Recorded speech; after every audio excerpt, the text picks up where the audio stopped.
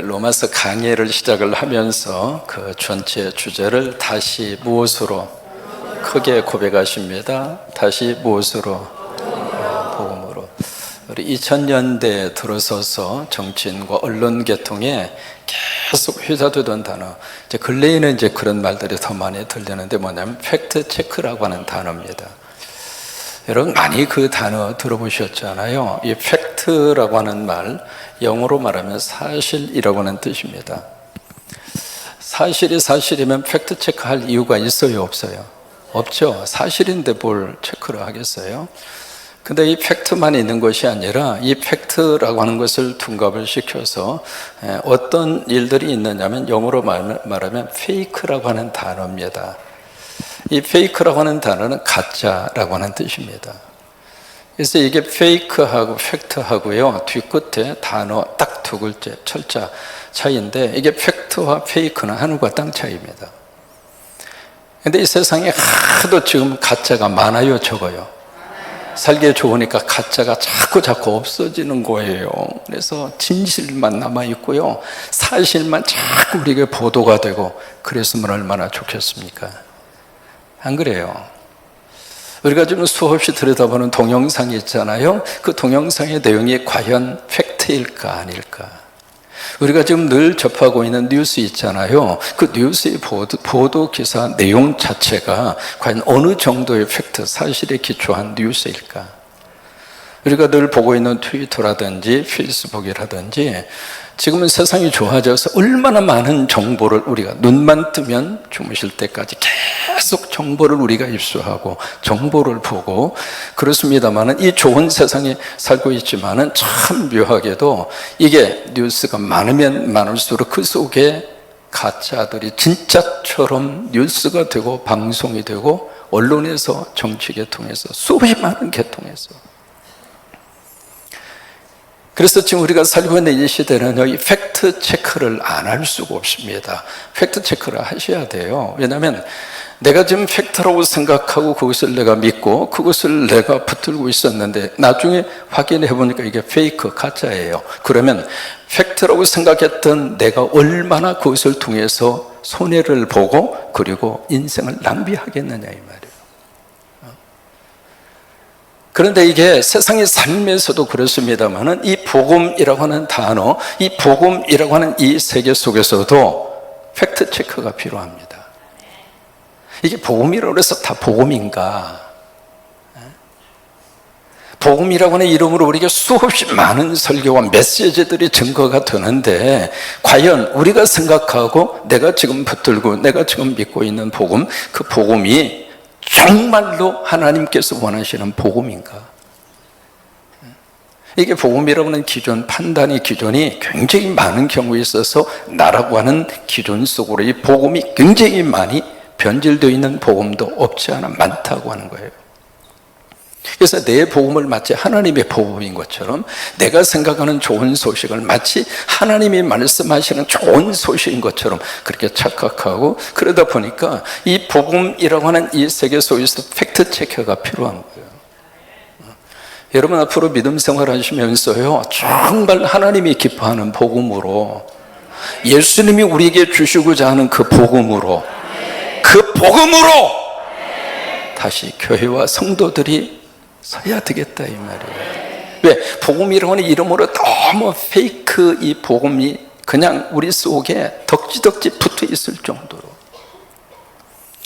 저는 이 로마서 강의를 시작을 하면서 우리 성광교회가 정말 다시 복음으로 이렇게 하나님이 우리를 세우시는 기회가 될 것이고, 그래서 저는 매 주일마다 굉장히 기대하고 다녔습니다. 하나님의 복음을 통해서 우리 삶 속에 어떤 변화를 주실까? 왜냐하면요, 하나님은 지금도 살아계셔서 말씀으로 우리 가운데 역사를 하십니다. 그래서 강대상에서 말씀이 말씀으로 증거되면 말씀이 우리 속에 역사하십니다. 그러니까 복음의 능력이 바로 그거예요. 진정한 복음의 역사는 지금도 생명력이 있습니다. 진정한 복음의 역사는 우리의 삶을 뒤집어 놓습니다. 진정한 복음은 우리의 가정을 반석에 세워주십니다. 진정한 복음을 통해서 하나님의 역사가. 그래서 매 주일마다 저는 이 로마서 강의를 준비하고 시작하면서 얼마나 설레이는지 몰라요. 얼굴에 설레이는 것 같지가 않아요? 성경 66권 가운데 이 복음에 대한 팩트 체크로 우리에게 주신 성경이 갈라디아서라고 하는 성경이에요. 1장 6절에 성령님이 바울을 통해서 그렇게 말씀을 하십니다. 뭐라고 말씀을 하시는가? 그리스도의 은혜로 너희를 부르신 일을 이같이 너희가 어떻게 해요? 떠나요. 떠나가는데 어떻게 떠나요? 속히 떠나가요.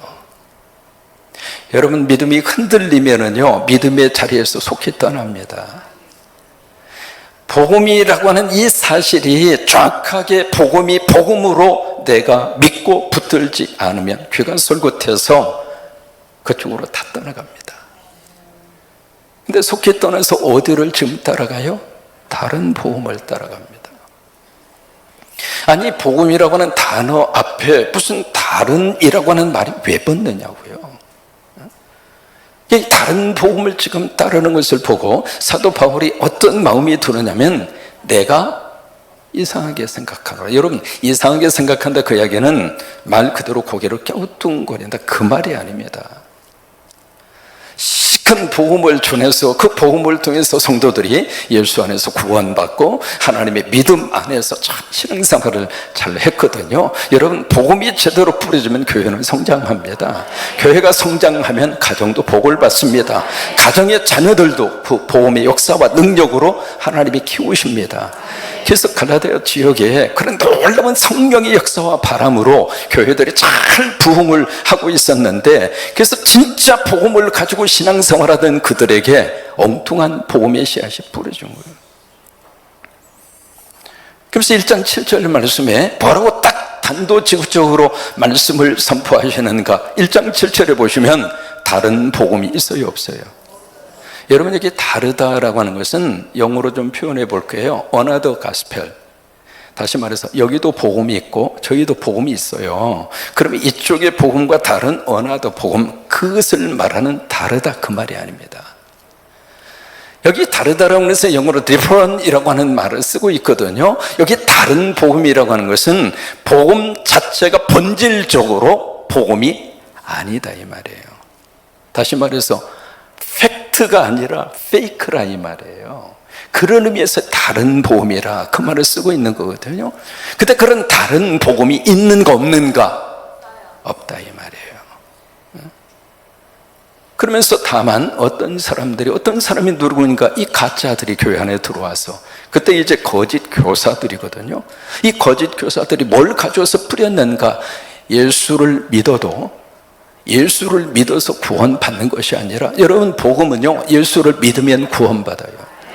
복음은 예수 믿으면 십자가를 통해서 죄 용서받고, 복음은 예수 그리스도를 믿으면 우리가 부활합니다. 하나님의 자녀가 되고요, 천국의 백성이 됩니다. 이게 복음이에요. 그때 그 복음과 전혀 엉뚱한 다른 이단적인 가짜 복음을 가져와서 그들에게 뿌린 거예요. 예수를 믿어도 예수만 믿어가지고는 구원받지 못한다. 예수를 믿는다 할지라도 구약에서 율법이 말씀을 하고 있는 특별히 할례 문제를 끄집어냅니다. 할례를 받지 않으면 구원 못 받는다. 이게 바로 그들이 여기서 말씀을 하고 있는 다른 복음, 다시 말해 가짜 복음이란 말이에요. 근데 그 가짜 복음에 대해서 뭐라고 성경은 말씀을 하시는가? 다른 복음 없다, 이 말이에요. 다만 이 어떤 사람들이, 이단 사상을 가지고 있는 거짓 교사들이 이 페이크 가스펠을 가지고 와서 교회 성도들에게 지금 이상한 가라지를 지금 다 뿌렸는데, 그들이 바로 너희들을 교란하여 혼미케 해서 어떤 복음? 그리스도의 복음. 이게 진짜 복음이에요. 이게요, 그래서 이 복음에 대해서 팩트 체크가 필요한 거예요. 근데 이 갈라디아 성도들은 복음에 대한 팩트 체크를 안 하는 거예요. 그러다 보니까 그쪽으로 다 쏠려간 거예요. 여러분, 신앙생활하면서 계속 우리가 체크를 하셔야 합니다. 내가 지금 믿고 있는 복음이 하나님께서 원하시는 복음인가? 성경이 말씀하시는 복음인가? 자꾸 체크하셔야 돼요. 왜요? 하도 지금 복음이라고 하는 이름으로 가짜들이 판을 치고 있고 가짜들이 성도들에게 와서 지금 유혹하는 그런 사람들이, 그런 부류의 인간들이 한두 명이 아닙니다. 그래서 1장 8절에 가서 갈라디아서에 계속해서 바울을 통해서 성령님의 말씀을 하십니다. 같이 한번 읽으실까요? 그러나 우리나 혹은 하늘로 붙는 전사도, 자 보세요. 우리가 누구냐면 사도들이에요. 사도들을 포함을 해서 심지어 하늘에서 온 천사를 할지라도, 무슨 얘기예요? 누구든지 예의가 없다 그 말이에요. 누구도 예의 없이, 그 다음이 중요합니다. 우리가 너희들에게 전한 복음. 우리는 누구예요? 사도들입니다. 설교자들이 바로 이 복음 안에 굳건하게 딱 써야 돼요. 다시 말해서 내가 전하는 복음은 하나님이 주신 복음이다. 내가 전하는 이 복음은 성경에 근거를 둔 복음이다. 사도들에게 저 긍지와 자부심이 있었던 거예요. 우리가 당신들에게 전한 이 복음이 진짜 복음이다. 이것이 팩트다. 이것이 진짜 복음이다. 근데 그 위에 다른 복음을 전한다면, 가짜 복음을 전하는 자가 있다면 뭘 받아요? 저주를 받을 것이다. 9절 말씀에 다시 한번 이 내용이 이어져 갑니다. 우리가 전에 말하였거니와, 이것을 계속 반복해서 갈라디아 성도들에게 말씀을 하신 거예요. 내가 지금 다시 말한다, 다시 강조해서 지금 말을 하는데, 만일 누구든지 너희가 받은 것 외에, 다시 말해 사도들을 통해서 받은 복음, 여러분 이 교회 담임 목사인 참 목사를 통해서 받은 복음, 그 복음 외에 다른 복음을 전하면 저주를 받을지어다. 여러분이 저주라고 하는 단어를 구약에서 뭐라고 쓰는가? 진멸이라고 씁니다. 히브리어로 헤멜입니다. 진멸이라는 단어는 언제 쓰는가? 이스라엘 백성들이 가나안 땅 갔을 때 하나님이 하신 말씀이 있습니다. 그 땅에 들어가서 이방 그리고 우상 다 진멸시켜라. 여리고 그 성을 점령할 때 하나님이 여호수아와 그 백성들이 주신 명령, 여리고 성에 있는 모든 것은 다 진멸하라. 그때 쓴 단어가 저주라고 하는 단어입니다. 굉장히 무서운 단어예요. 그러니까 이 갈라디아 성도들이 이 복음에 대해서 팩트 체크를 정확하게 안 하다 보니까 잘못된 가짜 복음 속으로 그 교인들이 빠져간 거예요. 그러면서 1장 1절에 이 로마에 있는 성도들에게 이 말씀을 증거하고 편지 서두에 인사를 끝나자마자 가장 먼저 그들에게 딱 던진 말이 하나님의 복음이에요. 하나님의 복음. 영적 세계에서 가장 강력한 하나님의 능력의 파워가 여기에 있습니다. 제가 복음 하면 여러분이 선포하세요. 복음. 빨리빨리 하려고 하지 마시고 크게 또박또박 다시 복음. 주 예수 그리스도. 이게 복음이라 이 말. 참 잘하셨어요. 이게 복음이에요. 자, 그 내용을 2절에서 5절까지 쭉 이 말씀을 풀어갑니다. 예수라고 하는 이 단어 속에 뭘 말씀하고 있는가? 3절입니다. 요구로는 다윗의 혈통에 후손으로 이 세상에 나셨으니. 3절에 3절. 그 내용이 바로 뭐냐면 이 예수라고 하는 이름은 뭘 말하는가? 인성을 말합니다. 인성이라고 하는 것은 인간이다 그 말이에요. 영어로 human nature, 인간이다 이 말이에요. 그래서 다윗이라고 하는 인간이 등장하는 거예요. 이사야서 11장 1절 말씀에 이새라고 하는 말이 나오거든요. 이새의 줄기에서. 이새가 누군가? 다윗의 아버지입니다. 다윗의 아버지 이새의 줄기에서 싹이 날 것이다. 그 다음에 그 싹의 뿌리에서 그 다음에 뭐가 나와요? 가지가 나올 것이다. 그 가지, 영어로 branch라고 하는 말인데 그 가지라고 하는 말을 히브리 말로 넷제르라고 그래요. 넷제르. 근데 이 말이 왜 중요하냐면 넷제르라고 하는 말에서 나온 갈릴리 지역에 예수님이 자라나신 동네 이름이 여기서 나옵니다. 그 동네 이름이 나자롯이라고 예, 나온돔이 아니라 나사렛. 그게 넷제르, 여기 가지라고 하는 이름에서 나온 거예요. 그래서 마태복음 1장 1절에 보시면은 맨 처음에 복음서를 기록할 때 아브라함이 나옵니다. 왜 그럴까요? 믿음의 조상이니까. 그 다음에 바로 위에서 누가 나오는가? 다윗의 자손 예수. 예수라고 하는 이 이름은 인성을 의미하는 이름이에요. 예수라고 하는 이름이, 그래서 예수님이 인간이다 그예요. 두 번째로 주라고 하는 이 이름은 어떤 의미를 가지고 있느냐면 신성을 의미합니다. 주라고 하는 말은 하나님이라고 하는 뜻이에요. 우리가 주님 그러잖아요. 그때의 주님은 하나님 그러는 거예요. 주야 부르짖는 그 부르짖음은 하나님 부르는 부르짖음이에요. 그러니까 여기 예수라고 하는 이 인간이 인간이면서 또 하나 이분은 하나님이시다. 누가복음 1장 35절 가브리엘 천사가 마리아에게 와서 신학적으로 수태 고지를 해요. 임신 사실을 이렇게 가르쳐 줘요. 그래서 쭉 보시면 같이 한번 읽으실까요? 천사가 대답하여 이르되 성령이 내게 임하시고 지극히 높으신 이의 능력, 두 가지, 성령이 임하고 능력이 덮고. 참 이게 하나님의 축복입니다. 그러니까 성령이 임하고 능력이 덮고. 그러니까 이게 우리 삶 속에서 은혜 받으면 이런 역사가 나타납니다. 성령님이 나에게 임해 오시고, 이번에 중고등부 친구들 필리핀 단기 선교 일주일 갔다 왔는데 달리, 우민간, 그리고 뚜보 지역에서요. 이제 오늘 오후에 여러분들이 SVT 보고를 들으시겠습니다만은 참 감사한 게 지금 필리핀 우기철입니다. 시도 때도 없이 비가 오거든요. 이게 사역할 때는 비가 다 멈춰주시고, 사역을 끝나니까 비가 내려주시고, 우연히 그렇게 됐죠? 어떻게 하다 보니까 그렇게 됐지 뭐. 맞아요? 삶 속에서 해퍼닝은 없어요. 여러분들이 기도해 주셨잖아요. 그 기도의 역사예요. 작은 것 하나까지라도 기도하는 사람은 그게 우연이 아니에요. 그러니까 바로 그거거든요. 바로 누가복음 1장 35절 말씀에 임하시고 덮으시고, 이게 성령의 놀라운 역사예요. 다시 한번 띄워줘봐요. 임하시고 덮으시고. 그러면서 그 다음에 무슨 일이 나타나게 되는가? 나실바 태어나실 그 거룩한 분은 누구 아들이라? 하나님의 아들이라. 이 두 가지의 것이 주 예수라고 하는 이름을 의미하는 거예요. 우리가 주 예수라고 하는 말은 이분은 인간이면서 하나님이시고 하나님이면서 인간이시다 이 말이에요. 근데 이분이 누군가? 이꼬로 그리스도라 이 말이에요. 그리스도, 다시 말해서 메시아, 우리를 구원해 주실 분, 이 나라를 구원해 주실 분이 누군가? 주 예수.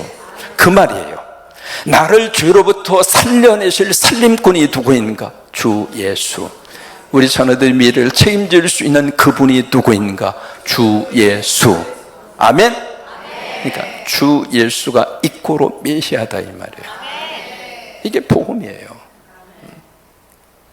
그래서 5절 말씀에 이 복음의 역사 우리 속에 어떤 역사로 나타나게 되는가? 그로 말미암아 복음을 통해서, 그렇죠? 예수 그리스도를 통해서 우리에게 뭘 주시는가? 두 가지를 주세요. 첫째로 은혜를 주시고, 두 번째 사도의 직분을 주세요. 사도의 직분이라고 하는 것은 사명을 준다 그 말이에요. 그러니까 우리가 복음 안에 들어가면 가장 먼저 주시는 은혜가 있습니다. 이게 하나님이 주시는 은혜. 은혜 중에 최고의 은혜는 예수 믿는 은혜예요. 최고 좋은 은혜입니다. 이 시간에 여러분 모두가 다 이 은혜 받으셨어요. 교회 학교 친구들을 보면서 너무 감사한 게, 아까도 우리 비파와 수고마사 찬양했죠. 그 찬양하는 모습 보면서 네 집 자녀들이에요. 어쩜 그래 좋은지. 복음을 알잖아요. 예수 믿는 은혜를 받았잖아요. 그러니까 은혜 중에 최고의 은혜는 예수 믿는 은혜예요. 근데 그 은혜를 누가 주시는가? 그로 말미암아 복음을 통해서 하나님이 우리에게 은혜를 주세요. 그 다음에 두 번째로 사도의 직분을 주시는데, 사도의 직분이라고 하는 것은 미션, 사명을 준다 이 말이에요. 사명. 그것을 주시는 이유가 있습니다. 그것을 주시는 그 이유가 그 다음에 바로 나오고 있습니다. 은혜와 사도의 직분을 받아 그 다음에 그의 이름을 위하여, 그의 이름을 위하여. 그의 이름이 누구예요? 주 예수 그리스도. 다시 말해 복음을 위하여. 이게 목적입니다. 언제든지 우리가 이 목적을 상실하면 그때부터 삶의 방황이에요. 이 목적을 상실하면 그 자리에 올라갔기 때문에 더 타락해요. 그 목적을 상실하면 그 돈을 벌었기 때문에 지옥 가요. 목적을 상실하면 안 됩니다. 그의 이름을 위하여. 우리 자녀들이 잘 되기를 위해서 우리는 간절히 기도합니다. 그런데 잘 된 다음에 목적이 뭐냐 이거예요. 그의 이름을 위하여. 이 목적이 흔들리면 안 돼요. 그래서 그 다음 말씀에 모든 이방인 중에서 믿어 순종하게 하나니, 두 개의 단어가 나옵니다. 첫째는 믿음이라고 하는 단어가 나오고, 두 번째 뭐가 나온가? 순종이라고 하는 단어가 나옵니다. 자, 여러분 한번 질문해 볼까요? 믿었기 때문에 순종합니까? 순종하기 때문에 믿음이 생긴 겁니까?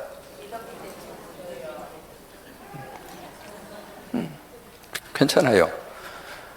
그 말이 그 말 같은데요, 믿음과 순종은 하나입니다. 내가 믿었기 때문에 순종하고요, 순종하기 때문에 믿는 거예요.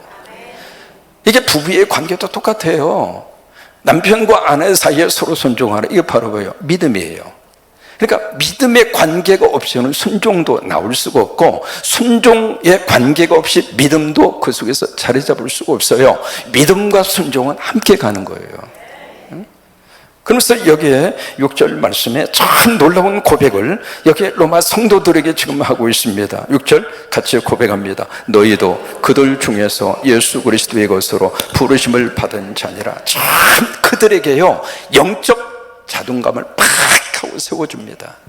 당신들도, 우리만 그런 것이 아니라 당신들도 그들 중에서 로마 시내에 살고 있었던 그 당시의 모든 시민들, 그 속에서 그 다음에 중요해요. 예수 그리스도의 것으로. 이것이 바로 belong to the Jesus Christ, 그리스도에게 소속된 자라 이 말이에요. 예수님에게 소속된 자로 하나님이 당신들을 부르셨다.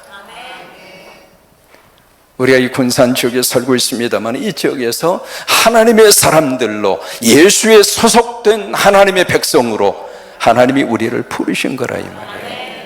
그래서 7절 말씀에 그들에게 편지의 마지막 인사의 그 부분 인사를 7절에서 그렇게 하고 있습니다. 같이 고백합니다. 로마에서 하나님의 사랑하심을 받고 성도로 부르심을 받은 모든 자. 어디에서 하나님의 사랑을 받고 성도로 부르심을 받았어요? 맨 처음에 어디에서? 로마에서. 그러면 그 로마는 지금 우리들에게 있어서는 군산이에요.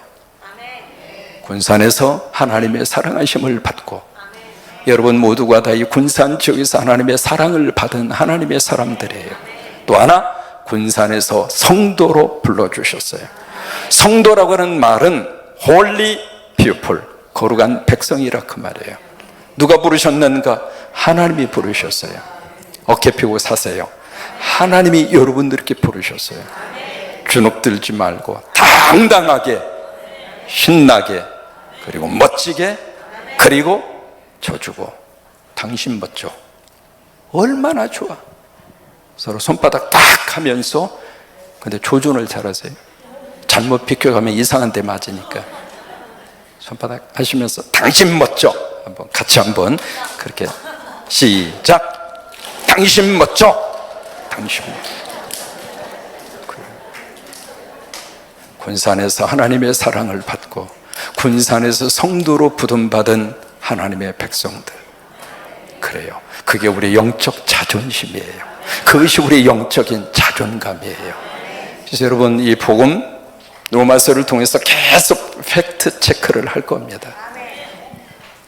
진짜 복음이 뭔가, 혹시라도 내가 가짜 복음에 속아 있는 것은 아닌가. 그래서 복음의 팩트 체크를 통해서 다시 복음으로, 다시 복음으로, 다 저와 여러분이 다시 복음으로 딱 자리를 잡아서 멋진 하나님의 사람들로 그렇게 하나님의 축복하시고 쓰시게 되기를 주의 이름으로 축원합니다.